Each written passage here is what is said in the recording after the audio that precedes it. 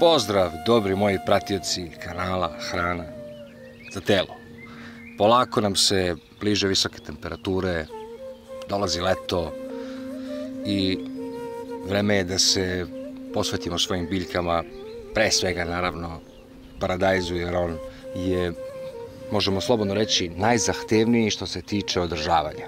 Zašto? Paradajz raste jako visoko, prilično je težak i moramo ga nekako osigurati. Ako želimo da imamo naravno puno plodova, jer paradajz raste od tla pa sve do vrha, u zavisnosti koliko ga mi jako osiguramo, on će dati toliko velikih i krupnih plodova.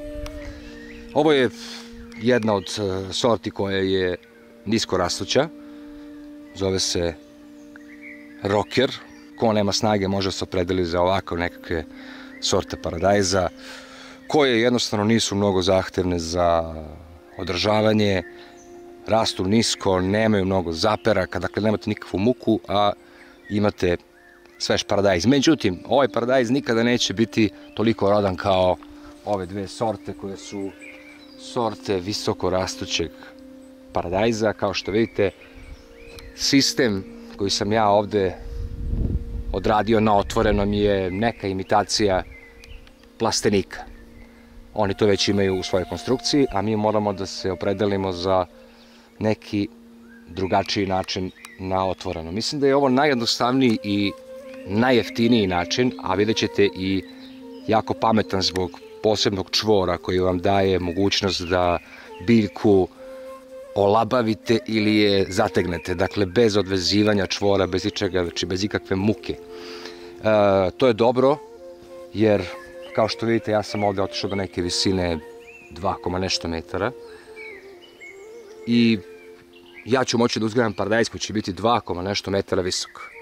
Sigurno na imanju imate, a i ako nemate možete poručiti obične štafne drvene koje su visoke do nekih 3 metara. Suština je samo u ovome da na kraju imate neki jači stup, dakle ovo je suština konstrukcije je u ovom pozadinskom stubu, jer on zapravo drži i povlači na ovu stranu zapravo sila akcije i reakcije, pošto ona strana vuče i ova, i tako štafne ostaju na stabilnom mestu. Drugo, ovo može da vam ostane.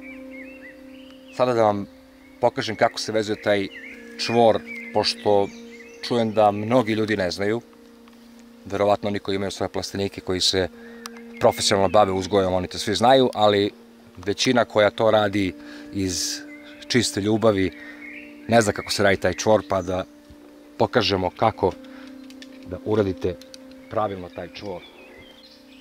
Nekada su ljudi vezivali sa organskim kanapima i možda je to i najispravniji metod, ali ja sam kao nešto načuo da ti organski kanapi mogu da prenesu u principu zarazu, dok ovi plastični ne, i sad koliko je to istina ne znamo, ali ja sam se opredelio za taj plastični, nekako mi je lakši.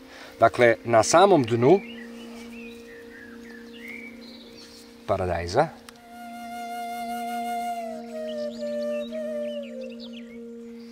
vežete običan čvor, dakle, paradajz je po principu hrapava biljka i neće se to nigde pomerati. Zatim odredite naravno neku logičnu putanju kuda ćete obaviti paradajz, uglavnom se to lako vidi, idete od jednog sprata do drugog.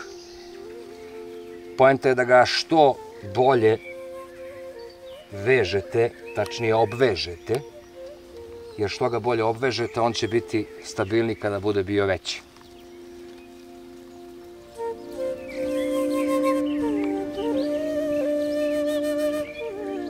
Ja da na primjer ovako gore i prirodno vidim gde mu neću smetati, a ovde mu vučem list, znači nije dobro, onda ću ga jednostavno ostaviti ovako i to je to.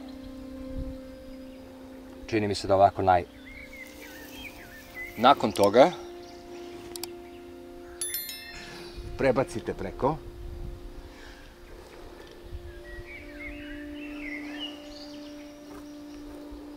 Vidite kako stoji ravno.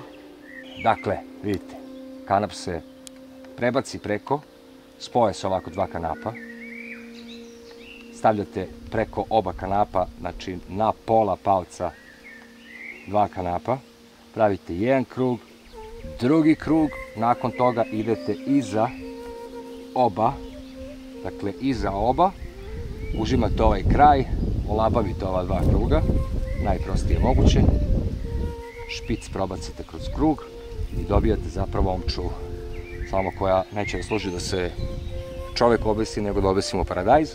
I onda vidite, ovako, ta omča sada može da se olabavi, vidite, ako vam zatreba, a može i praktično da se zategne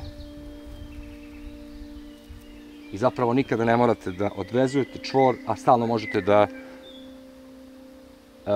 precizno izregulišete da svi kanapi budu podjednako zategnuti. Tako da ovo je po meni sjajna stvar, mnogo bolje od kolja, jer ja bi sad ovdje trebao da pronađem negde 40, pošto imam 40 sadnica paradajza, a i više će ih biti, 40 ozbiljnijih štapova i da ih naoštrim, obradim, dakle to uopšte nije naivan posao. Mislim da je ovo mnogo pametnije, jer ovdje imate bukvalno 4 stuba, jedan kanap i 2 spoljna stuba koja zapravo vuku konstrukciju i samo vežete i vi ste završili. Bilo bi čak pametno da se u svakoj i na svakoj leji napravi ovaka neka konstrukcija, jer ćete naravno seliti sorte sa jednog mesta na drugo, a uglavnom svakoj vrsti, ako zanemarimo luk i krompir, treba neka vrsta potpore. Tako da budite pametni i imajte mnogo plodova i dobru baštu.